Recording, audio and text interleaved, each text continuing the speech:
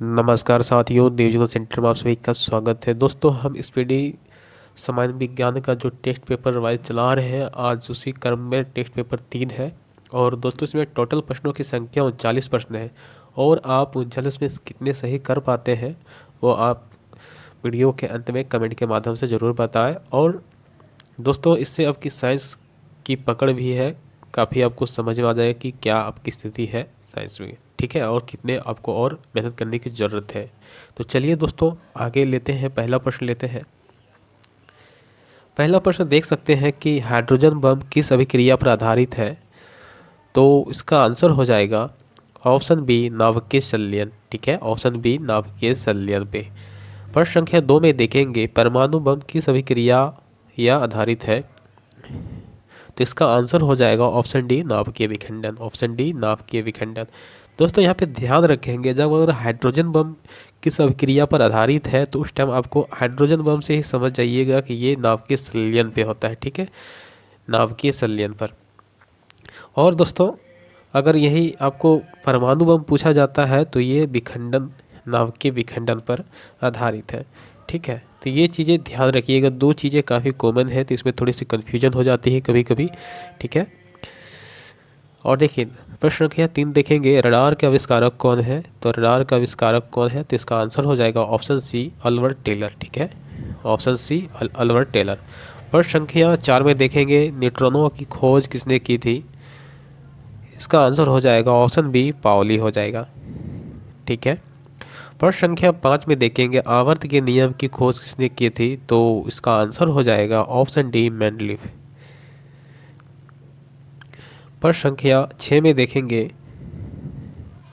प्रथम नाभिकीय रिएक्टर किसके निर्देशन में बनाया गया था। किस तो इसका आंसर हो जाएगा ऑप्शन बी, एनरिको फर्मी। इसका आंसर हो जाएगा एनरिको फर्मी। प्रश्न संख्या 7 में देखेंगे, प्रथम हाइड्रोजन बम कब बनाया गया था। तो इसका आंसर हो जाएगा 1952। ऑप्शन डी, 1952 में बनाया गया था। प्रश्न संख्या 8 में देखेंगे, प्रोटॉन किस प्रकार का कण है।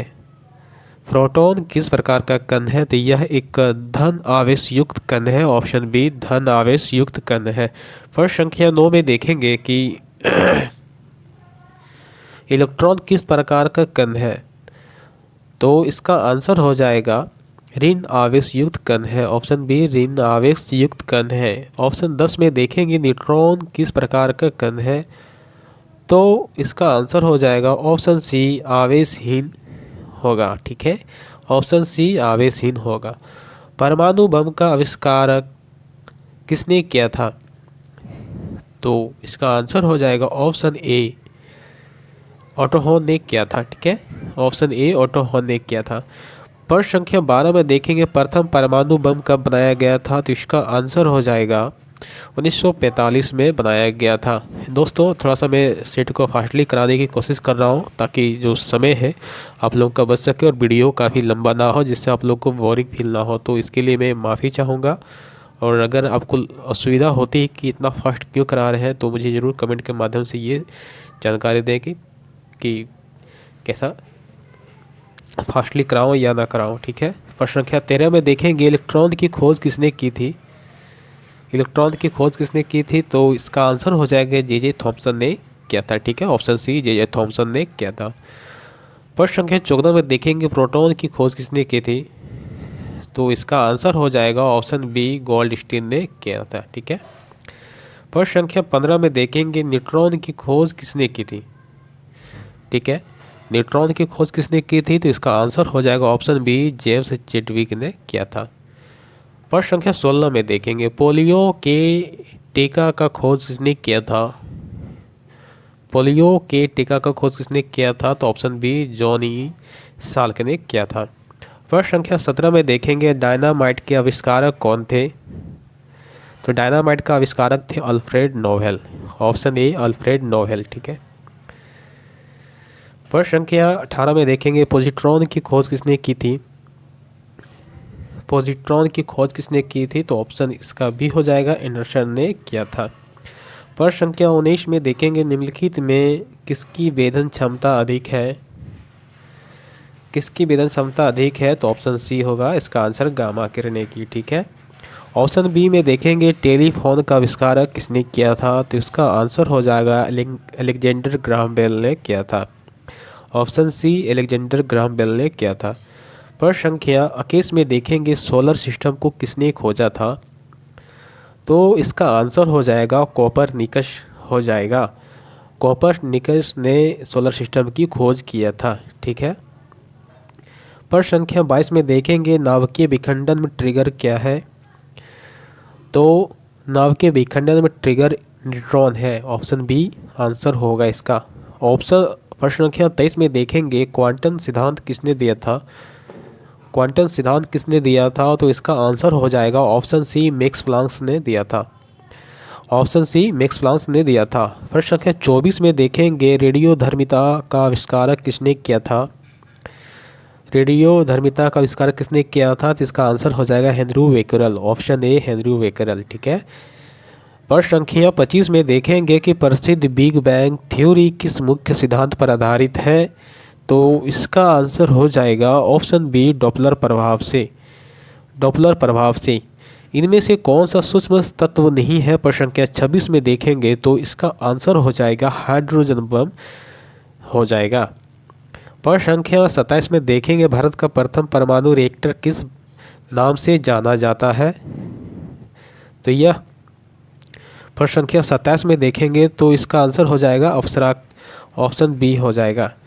ठीक है। प्रश्न संख्या 28 लेंगे इलेक्ट्रॉन की आवेश का निर्धारण किसने किया था, तो इसका आंसर हो जाएगा ऑप्शन डी मिलिकन।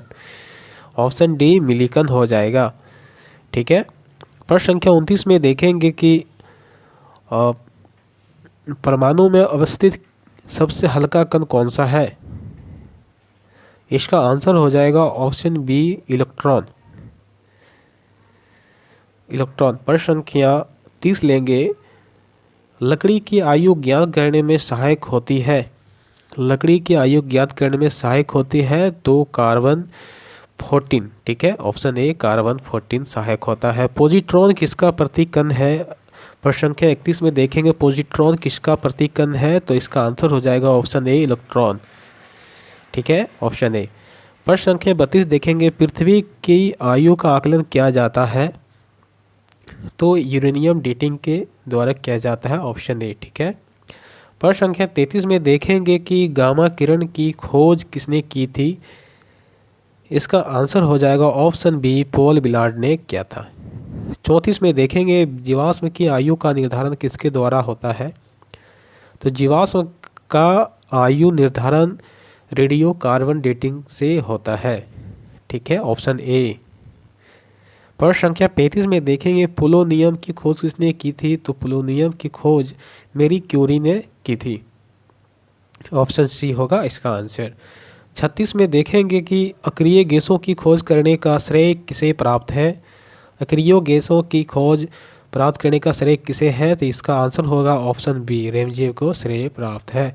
डायनामाइट बनाने में किस गैस का प्रयोग किया जाता है, डायनामाइट बनाने में किस गैस का प्रयोग किया जाता है, तो ऑप्शन ए होगा नाइट्रोग्लिसरीन। ठीक है।